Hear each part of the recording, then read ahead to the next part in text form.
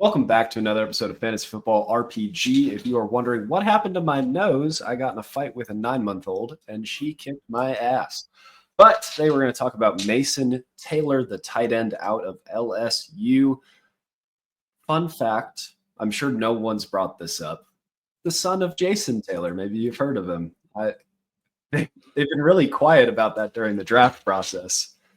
If I hear that one more time, I'm committing seppuku in the front yard. But let's get into what we know about Mason Taylor so far. Weighed in at 251 pounds. He is 6'5". He has big old meaty tight end hands at 10 inches. Not the little baby Kenny Pickett hands. Evan, what should we know about Mason Taylor's production profile? Yeah, so production profile, what we're looking at here is somebody who is mainly utilized in line, not used as much as a weapon. You look at his percentage of snaps, highly in line, 480, 319 snaps in the slot. Sure, okay, closer to that 50-50 split, but still mainly utilized on the line. 79 targets this past year, 55 receptions for 546 yards. For the tight ends coming out, still a decent bit of yards, 252 yards after the catch, 8.6 ADOT, 1.23 yards per route run. Mike, you know those analytical folks, they love their yards per route run, and he will not be inspiring hope on that. 36 yards behind the line of scrimmage on the receptions, 282 in the short area game, 148 in the mid, 10 to 19 yards, and 80 yards on deep targets. You look at his percentage breakdown on those, mainly used in the short area, which is exactly what we see at the NFL level. He is going to be a security blanket for a quarterback. He is going to be a quarterback's best friend. But what do we know about that, Mike? That doesn't always translate to fantasy points. He's going to be fun for your NFL team if they draft him. But for fantasy, let's keep our hopes a little tempered here. Completely fair. I do have a couple of questions on his analytical profile before we get into the film. Any concerns that I think his best season, I'm trying to check it now, 546 yards? Is that good? You know, okay, tight ends are one of those positions that it's a little hard to say that it's going to track from college to the NFL based off of a yard profile. It might be a little more concerning, the fact that he had 6 touchdowns his entire college career. Yeah, usually you think of tight ends as being red zone weapons. Yeah, okay, that's something to be able to be conscious of. You look at how he came off the gate as a freshman with 414 yards in his freshman season. Great. You know, that's what you want to see, but you want to see them build on it. All right. Yes. We didn't see him take major leaps and major bounds throughout his college career, which is disappointing. Yep. On the film side of things, listen, he is a fluid athlete for his size. I think he's got like pretty quick feet. He can get open when he's against, they have a run thumping linebacker in there that Mason Taylor's in there as the second tight end. He has a mismatch there. He can make that guy miss. He's not the burstiest of boys. I think that might be why he did not test at the combine. He ran the drills. He looked amazing. You can see how fluid of a mover he is. Going back to the 6 career college touchdowns, I'm ready to be wrong here. I don't think he has any fight in him after the catch.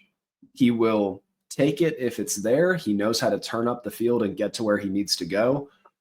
Dude, at 6'5", 250, I thought he would be breaking a couple corners tackles. I thought he'd be trying to hurdle dudes. I watched Gunnar Helm jump over a guy. I think Mason Taylor can do it for freaking whatever. Listen, at the end of the day, Mason Taylor is going to be very useful for the NFL team. I think that he, in the right system, if we talk about him going to a Dallas, where they're just feeding just this rotating lineup of Jags, Mason Taylor could be the best Jag in that bunch. And I think that would be fun. But unless the system really needs a tight end that they want to funnel the offense to, if they want to use him as a short and intermediate target, he doesn't have the run after the catch ability to be a big touchdown or a big yardage guy. And I don't think that he is that exciting that he's going to end up being a team's want to target. How do you feel about those? Yeah, I mean, I think that's pretty straightforward. Probably won't be the two option in an offense. But Mike, you want to go to some landing spots? Because our good buddy David Latham over at Last Word on Sports put out an article back in February. All right, we're going back a while here, and Baller. he says the New England Patriots could be a good landing spot. He says the Cincinnati Bengals, the Baltimore Ravens, the New Orleans Saints. All right. Look, Okay. Baltimore Ravens, I get it. You know, they already have a couple tight ends there. Could be a year death sentence or maybe more. Uh, Yep. the Saints, you look at that. They just signed Jawan Jennings to an extension. They still Johnson. have Johnson. Thank you. Yep. Yes. Not Jennings. You know, we like him on San Francisco, but Third and moving Juwan. on. Yeah, third and Juwan. Still have Taysom Hill, whether that's right or wrong. Still have Taysom Hill. Yep.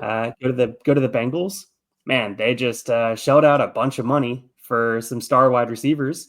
They Uh, also extended Mike Gesicki. Thank they goodness. also extended Mike Gesicki. Oh yeah, Thank everybody's goodness. favorite Penn State tight end right there. Yep. And then you have the New England Patriots, which Hunter Henry. How long is he going to be around? I think that's the one that I'd like to anchor on, and that's the one where the price point would be exciting for me. Dude, Drake May rules. And we don't know where he's going to start funneling his targets because we haven't seen him run an effective NFL offense yet. If Mason Taylor goes there, they could use, third round pick, early fourth round pick on Mason Taylor. Hunter Henry deals with some injuries. Hunter Henry, the age starts catching up with him. Now you start talking about a path forward where it is a barren wide receiver core. You take this third round rookie pick, and all of a sudden you have a startable tight end, depending on your matchups. I would love the Patriots landing spot. I would be open to the Bengals landing spot because I might think Mike Gesicki is a jag, and I think Mason Taylor just brings a little more polish to his game and is a better run blocker, which will get him on the field more. Saints, I want nothing to do with. Ravens, that's a taxi squad. You take him in the fourth or fifth and just plug him in there because everyone's going to think he's dead, and maybe Mark Andrews goes away and it's a Brenton Strange situation. Thoughts? Yeah, the Ravens would be tough. Like people love Mason for his soft hands. Some people poorly think that he is more athletic than he actually is. Before the show here, I was telling Mike, man, an old man Jason Witten is what he reminds me of. Yep. Tell me I'm ridiculous. Tell me I'm crazy. But he is not a super fluid mover. He is a little clunky, and he wins with using his hands to stretch out to go get the ball and keeping defenders away from it. Yep. In the early Football Guys rookie guide, Mason Taylor is going at the beginning of the fourth round. How do you feel about that price for our Dynasty leagues? Yeah, I mean, that works for me. If we're talking somebody that I'm really only expecting to ever be a plug-in for a bye week for whoever my tight end is on my team, sure. I mean, that's a plenty reasonable price point. Who else are you going to spend a fourth round on that you're going to say, yeah, I can see a path to them starting? Damian Martinez, DJ Giddens, Jordan James, Woody Marks, the running backs. Oh, gee, we're talking about running backs again, Mike. Look at that. If you take nothing away from this channel, take the running backs this year. No, it's also a fun depth building tight end class. Look, I get it. It's not the top end talent that we've been accustomed to seeing over the last couple of years, with Laporta coming out and being the tight end one, with Bowers coming out and being the tight end one. I highly doubt any tight end is going to be the tight end one going out of this draft. It's really tough to see the profile match up with a potential landing spot. Mason Taylor is that depth, middle of the road, low end tight end 2 for your dynasty team, though. you can feel safe with that pick in the 4th round. If you want a safe fuzzy blanket that is not going to bust, if you want a guy that's going to stick around the league for a while, take a late round dart on Mason Taylor. Take a late round dart on us. We're almost 300 subscribers away from 1,000. We would love if you thought this was useful. Click like, click subscribe, show it to your mom. We live for comments from moms. Evan, anything else on Mason Taylor? He's got the NFL bloodlines. Dude, I didn't know that. What a fun fact. Wow. Crazy. All right. Goodbye, everybody. Love you. Thanks for listening to another episode of the Fantasy Football RPG Podcast. If you made it this far, be sure to like and subscribe. If you want to check out written content, head over to lastwordonsports.com. Don't let the goblins get you.